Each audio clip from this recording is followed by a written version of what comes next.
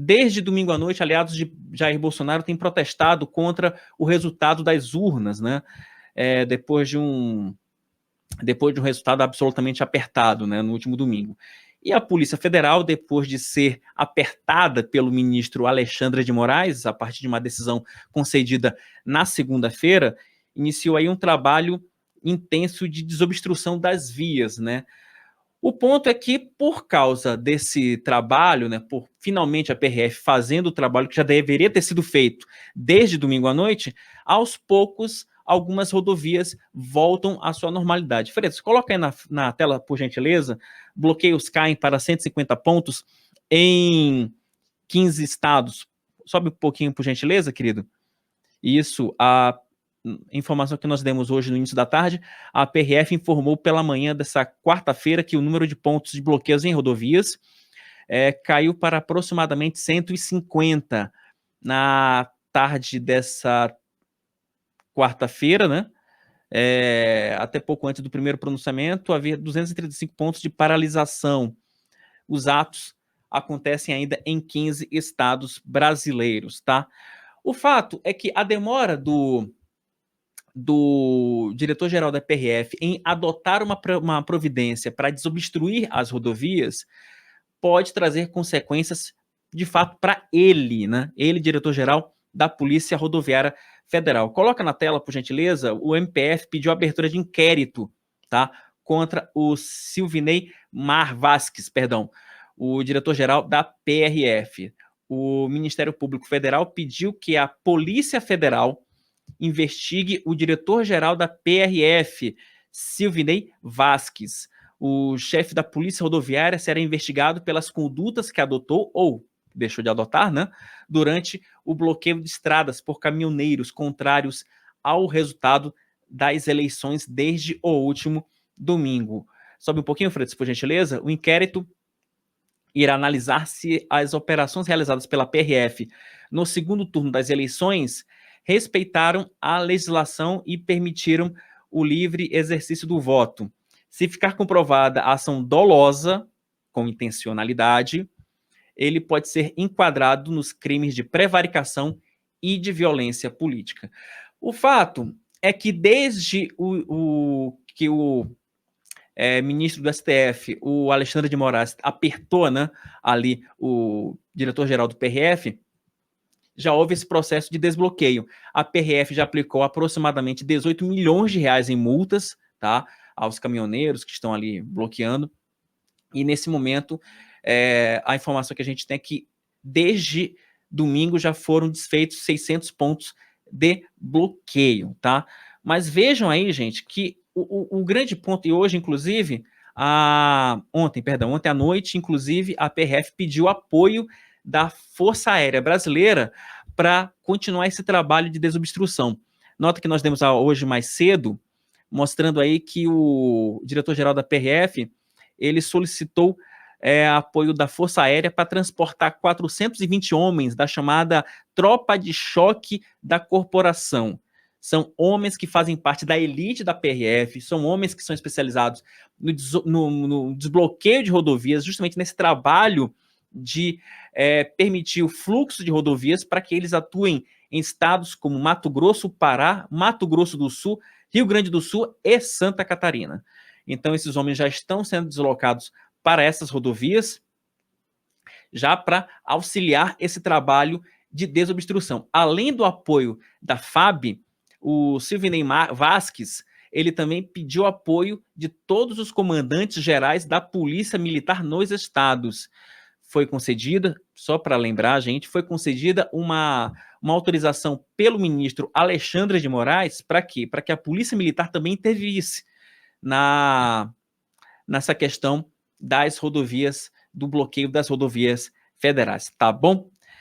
O problema, gente, é o seguinte, e aí até vou recuperar aqui uma parte do chat, que as pessoas perguntaram, uai, Wilson, por que o nome do programa hoje é Imbecil Coletivo?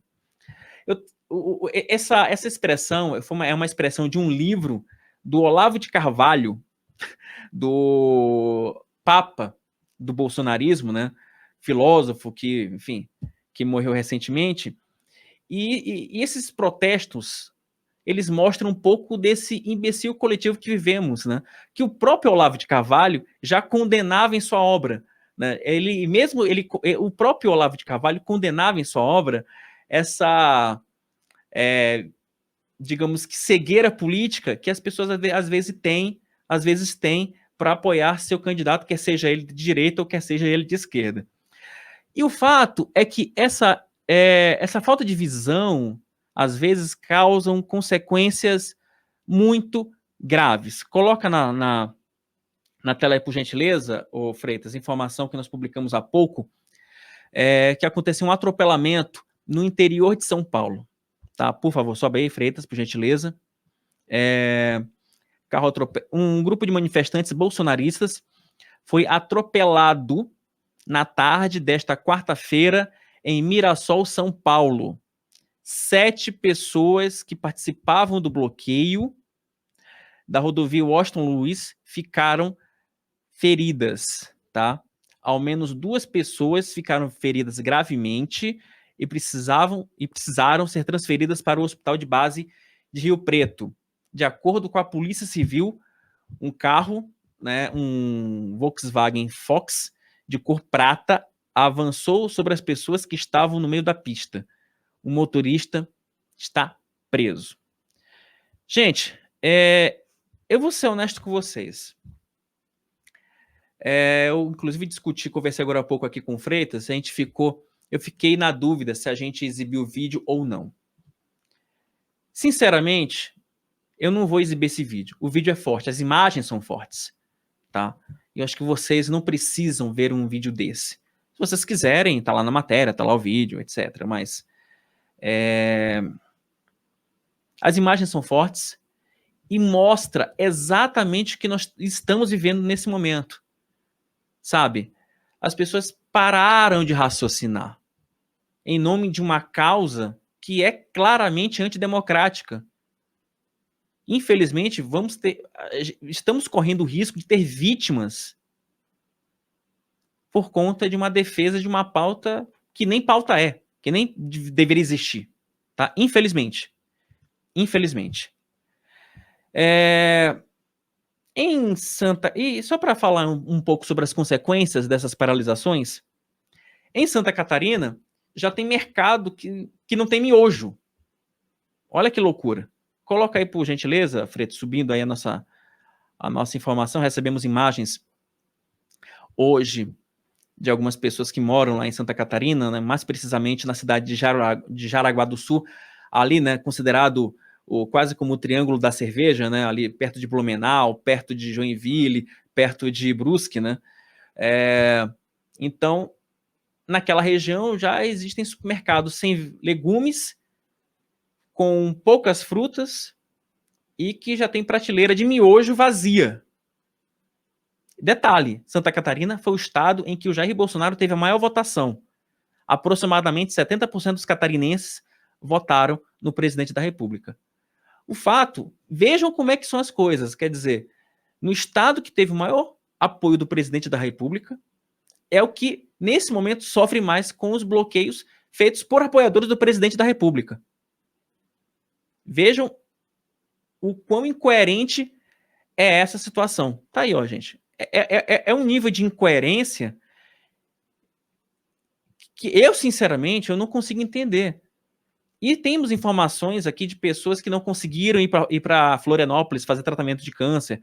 Temos informações de medicamentos que não conseguem chegar aos hospitais, simplesmente por uma pauta que ela é claramente antidemocrática. E eu falei aqui nesse programa na segunda-feira. Eu falei isso aqui, né? Bloquear rodovia é ilegal. Simples assim. É ilegal. É simples assim. De novo, eu não posso ficar... Tem uma expressão que está sendo cunhada a partir de agora, é que nós estamos vendo o MST de verde e amarelo. Ah, Wilson, mas e se fosse o PT? Estava errado do mesmo jeito. Estaria errado do mesmo jeito. Infelizmente é isso, né? Gente,